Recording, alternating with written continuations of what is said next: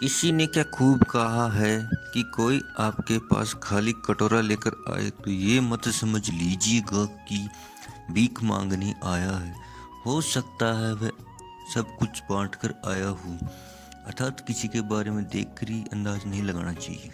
नमस्ते दोस्तों, एक बार फिर मैं आपके लिए एक अच्छी कहानी लेकर आया हूँ, दो रत्नों की कहानी। एक बार की बात है, एक व्यापारी पशु मेले में एक घोड़ा खरीदने गया। वहाँ उसे अच्छा कदकाठी का सुंदर घोड़ा पसंद आ गया।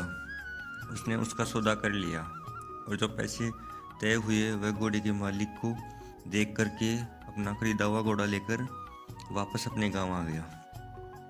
उसके आते ही उस व्यापारी का एक बहुत ही खास नौकर था। वह आ गया जो उस व्यापारी का सारा कार्य देखता था।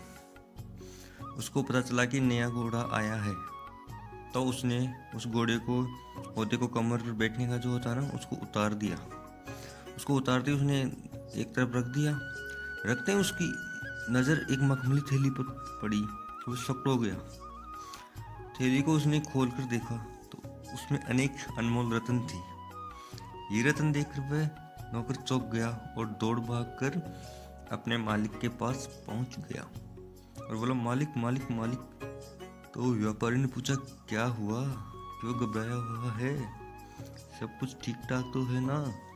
तो नौकर बोला, मालिक आप सिर्फ घोड़ा ही नहीं लाए हो, आप तो साथ में मखमली थैली में अनमोल रत्न भी लाए हो। व्यापारी ने कहा, क्या बोल रहे हो?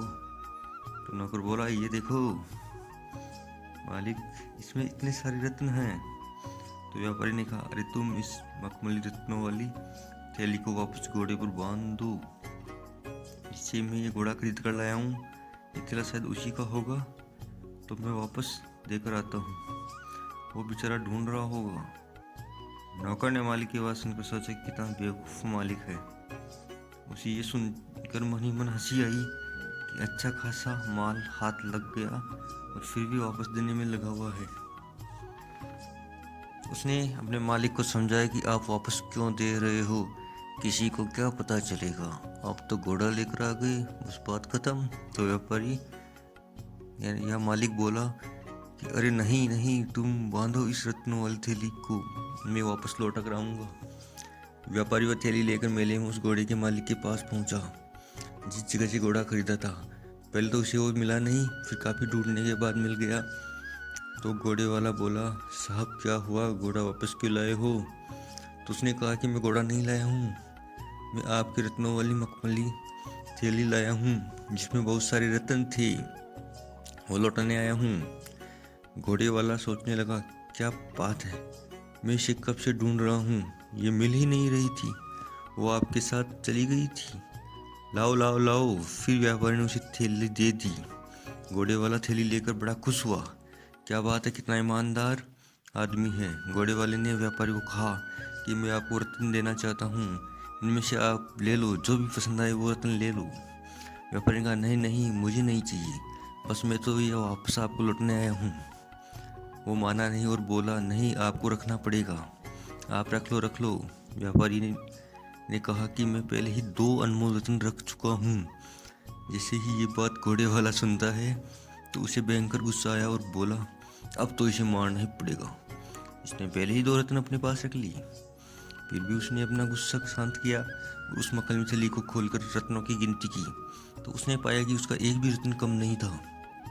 तो उसने व्यापारी से कहा कि इसमें तो मेरे पूरे रत्न हैं, मैंने गिन लिए हैं, आपने कौन से 2 रत्न रख लिए हैं? तो व्यापारी ने कहा कि मैंने सबसे अनमोल 2 रत्न रख लिए हैं। पहला रत्न ईमानदारी और दूसरा रत्न अपना आत्मसम्मान, सेल्फ रेस्पेक्ट। एक छोटी सी कहानी है जिसका सार ये कहता है कि जीवन में धन दौलत ही सब कुछ नहीं होता है, आपकी ईमानदारी व आपका आत्मसम्मान भी बहुत बड़ा होता है। पैसा बहुत कुछ हो सकता है, पैसा सब कुछ नहीं हो सकता। इसलिए जीवन में जब भी आपको ईमानदारी दिखाने का मौका मिले तो ईमानदारी दिखाए और अपने आत्मसम्मान को गिरवी होने से बचाए। ईमानदारी मनुष्य का अनमोल गहना है। और भी अच्छी अच्छी प्रेरक कहानियाँ सुनने के लिए हमारे चैनल को सब्सक्राइब करें, वीडियो को लाइक शेयर करें। धन्यवाद मित्रों।